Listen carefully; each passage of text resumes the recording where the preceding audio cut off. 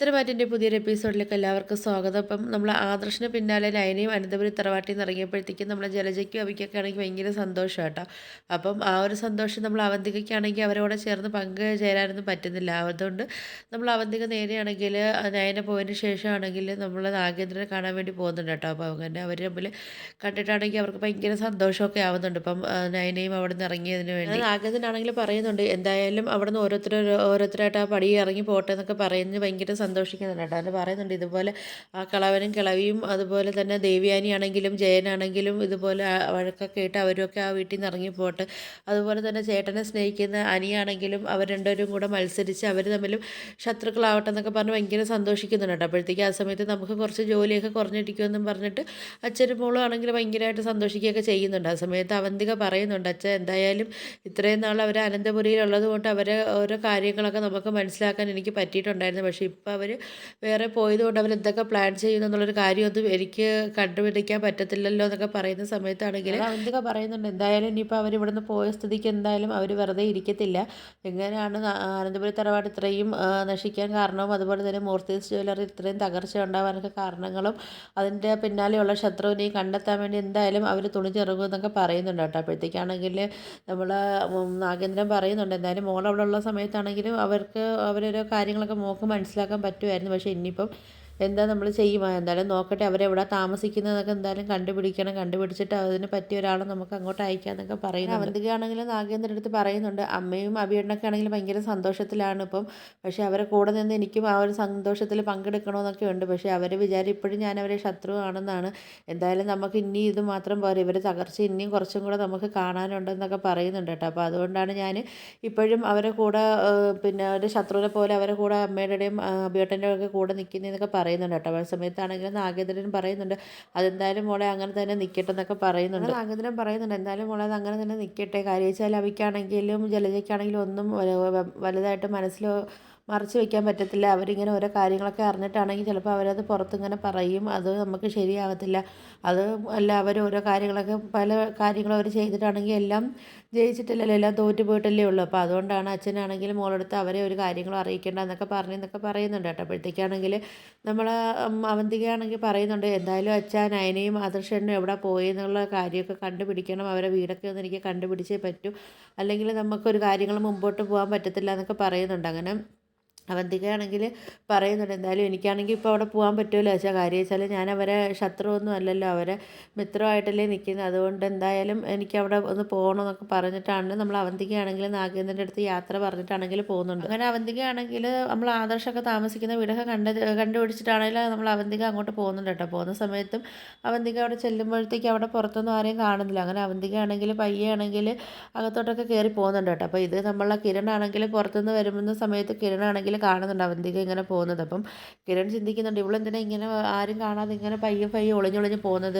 ഇവൾക്ക് നേരെ ചൊവ്വേ കയറി പൊയ്ക്കൂടെ എന്നൊക്കെയുള്ള കാര്യം കിരൺ ഇങ്ങനെ ചിന്തിക്കുന്നുണ്ട് കേട്ടോ. എന്നിട്ട് കിരൺ പറയുന്നുണ്ട് എന്തായാലും ഇപ്പോഴത്തെ കാലത്തൊന്നും നമുക്ക് ആരെയും വിശ്വസിക്കാൻ പറ്റത്തില്ല, എന്തായാലും ഇവളെന്താ ചെയ്യുന്നതെന്ന് എന്തായാലും ഞാൻ ഇവിടെ നിന്ന് നോക്കട്ടെ എന്നൊക്കെ ഇങ്ങനെ കിരൺ ഇങ്ങനെ പറയുന്നുണ്ട്. അതിനുശേഷമാണ് നമ്മൾ അവന്തിക അകത്തോട്ട് പോകുന്ന സമയത്താണെങ്കിലും പിന്നെ നമ്മൾ നയനയും ആദർശവും ആണെങ്കിലും റൂമിലൊക്കെ നിന്ന് സംസാരിക്കുന്നതൊക്കെ നമ്മൾ അവന്തിക കേൾക്കുന്നുണ്ട്. അങ്ങനെ ആദർശമാണെങ്കിലും നയനടുത്ത് പറയുന്നുണ്ട് എന്തായാലും നമ്മുടെ ശത്രുക്കളാണെങ്കിൽ അത് ഭീകരം തന്നെയാണ്, അല്ലാതെ എന്തായാലും നമ്മളെ ഇത്രയും തകർത്തെറിയാൻ അവർക്ക് പറ്റത്തില്ല എന്നൊക്കെ പറയുന്നുണ്ട്. എന്തായാലും നമ്മൾ എല്ലാ കാര്യങ്ങളും അറിഞ്ഞ് തന്നെ അവർ പ്രവർത്തിച്ചുകൊണ്ടിരിക്കുന്നു എന്നൊക്കെ പറയുന്നുണ്ട്. എന്തായാലും ഞാനാണെങ്കിൽ അവിടെ കണ്ട ഒരാൾ മാത്രമല്ല, ഇതിൻ്റെ പിന്നിലാണെങ്കിൽ നല്ല ശക്തിയുള്ള വേറെ ആൾക്കാരൊക്കെ ഉണ്ടെന്നൊക്കെ പറയുന്നുണ്ട്. എന്തായാലും അതിൻ്റെ ഒരു ഉറവിടം തന്നെ എന്തായാലും കണ്ടുപിടിച്ചേ പറ്റത്തുള്ളൂ എന്നൊക്കെ ആദർശമാണെങ്കിൽ പറയുന്നുണ്ട്. എൻ്റെ ആദർശ് ചോദിക്കുന്നുണ്ട് നീ എന്തിനാ ഇപ്പോൾ ഇങ്ങോട്ട് വന്നത്, ഇവിടെ വന്ന് ടെൻഷനും കാര്യങ്ങളും അടിക്കാനാണോ, നിനക്കാണെങ്കിൽ അവിടെ നിന്നൂടെ, നീ ഇപ്പോൾ റെസ്റ്റും കാര്യങ്ങളൊക്കെ എടുക്കേണ്ട സമയമല്ലേ എന്നൊക്കെ ചോദിക്കുന്നുണ്ട് കേട്ടോ. എന്നിട്ട് അപ്പം നയന പറയുന്നുണ്ട് എന്തായാലും ആദർശേട്ടൻ എനിക്ക് അവിടെ നിന്നാലാണ് ടെൻഷനും കാര്യങ്ങളൊക്കെ അടിക്കുന്നത്, ഇവിടെ ആണെങ്കിൽ എനിക്ക്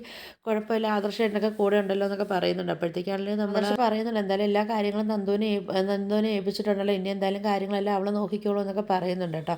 ആ സമയത്ത് നമ്മൾ നയനയാണെങ്കിലും പറയുന്നുണ്ട് എന്തായാലും എനിക്കാണെങ്കിലും ഇവിടെ വന്നതിന് ശേഷം ആദർശേട്ടൻ്റെ കാര്യങ്ങളെല്ലാം നോക്കുകയും ചെയ്യാം, പിന്നെ എന്തെങ്കിലും പുതിയ കാര്യങ്ങളും പ്ലാനിങ്ങൊക്കെ ഉണ്ടെങ്കിൽ എന്തായാലും അതിനെക്കുറിച്ചൊക്കെ അറിയുകയും ചെയ്യാം, പിന്നെ എൻ്റെ കൊണ്ട് എന്തെങ്കിലും സഹായങ്ങളൊക്കെ കാര്യങ്ങളൊക്കെ വേണ്ടി വന്നാൽ അതും എനിക്ക് ചെയ്ത് തരാമല്ലോ എന്നൊക്കെ നമ്മൾ നയന പറയുന്നുണ്ട്. ആദർശാണെങ്കിലും നയനയുടെ അടുത്ത് പറയുന്നുണ്ട്, എന്തായാലും നയനെ നമ്മളെ പ്ലാനിങ്ങും കാര്യങ്ങളൊന്നും ആരുടെ ഫോണിലൊന്നും സംസാരിക്കണ്ട എന്നൊക്കെ പറയുന്നുണ്ട് കേട്ടോ.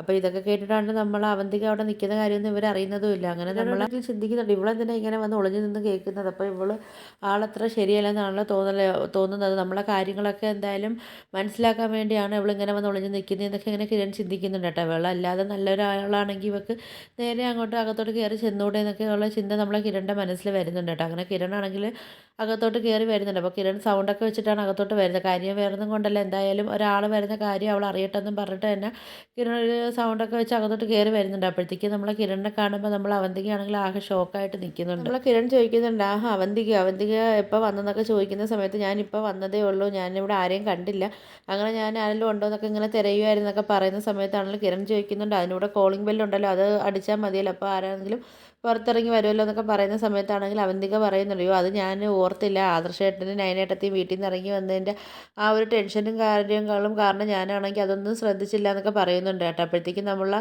കിരണാണെങ്കിൽ എന്തോ ഒരു സംശയമൊക്കെ അവന്തികയുടെ മേളിലൊക്കെ തോന്നുന്നുണ്ട്. പിന്നെ ആണെങ്കിൽ നമ്മൾ ആദർശാണെങ്കിലും നയനയാണെങ്കിലും വന്നിട്ട്, ഇത് അവന്തിക മോളെ നീ എപ്പോൾ വന്ന്, നീ ഒറ്റയ്ക്കാണോ വന്നതെന്നൊക്കെ ഇങ്ങനെ ചോദിക്കുന്നുണ്ട്. മോളെന്തിനാ ഇങ്ങോട്ട് വന്നത്, ഇനിയിപ്പോൾ അത് അറിഞ്ഞു കഴിഞ്ഞാൽ അവിടെ ഓരോരുത്തർക്ക് പ്രശ്നവും കാര്യങ്ങളൊക്കെ ആവുമല്ലോ, പിന്നെ ദേഷ്യമൊക്കെ വരും, അതുകൊണ്ട് മോളെന്തിനാ ഇങ്ങോട്ട് വന്നതെന്നൊക്കെ ചോദിക്കുന്ന സമയത്ത് അവന്തിക പറയുന്നുണ്ട്, അത് ആദർശേട്ടൻ്റെ നയനേട്ടത്തിൻ്റെയൊക്കെ കാര്യങ്ങൾ അറിയാൻ വേണ്ടിയൊക്കെ ഞാൻ വന്നതെന്നൊക്കെ പറഞ്ഞ് നമ്മൾ അവന്തിക ആണെങ്കിൽ അഭിനയിച്ച് തകർക്കുന്നുണ്ട് കേട്ടോ. അപ്പോഴത്തേക്കാണെങ്കിൽ അവിടുത്തെ ഒരു ദേഷ്യമോ കാര്യങ്ങളും ഇല്ലാത്ത കണക്കൊക്കെ അവന്തിക സംസാരിക്കുന്നത്. എന്തായാലും നമ്മളെ കിരണാണെങ്കിൽ അവന്തികയുടെ മേളിൽ നല്ല സംശയങ്ങളും കാര്യങ്ങളൊക്കെ വന്നിട്ടുണ്ട് കേട്ടോ. അപ്പോഴത്തേക്ക് നമ്മൾ അവന്തിക ശരി എന്നൊക്കെ പറഞ്ഞ് അവിടെ നിന്ന് യാത്ര പറഞ്ഞിട്ടാണെങ്കിൽ പോകുന്നുണ്ട്. അവന്തിക ആണെങ്കിൽ അവിടെ നിന്ന് പോയതിന് ശേഷമാണെങ്കിൽ നമ്മൾ കിരണിന് തോന്നിയ ഒരു സംശയങ്ങളും കാര്യങ്ങളൊക്കെ ആദർശിൻ്റെ അടുത്ത് പറയുന്നുണ്ട് കേട്ടോ. ആ സമയത്ത് ആദർശ് പറയുന്നുണ്ട്, അത് അങ്ങനെയൊന്നും ഇല്ല എന്നൊക്കെ പറയുന്നുണ്ട്. പിന്നെ ആദർശനെ പറയുന്നുണ്ട്, എന്തായാലും വിശ്വസിക്കാൻ പറ്റത്തില്ല, ജലജാനിയുടെ മോളല്ലേ, പിന്നെ അതുമല്ല നമ്മളെ കുറിച്ചുള്ള എല്ലാ കാര്യങ്ങളും മനസ്സിലാക്കിയിട്ട് നമ്മളെ ശത്രുക്കൾക്ക് നമ്മളെ വീട്ടിലുള്ള ആൾക്കാർ തന്നെ അത് പറഞ്ഞു കൊടുക്കുകയൊക്കെ ചെയ്യുന്നുള്ള കാര്യം നമുക്ക് മനസ്സിലായതാണ്.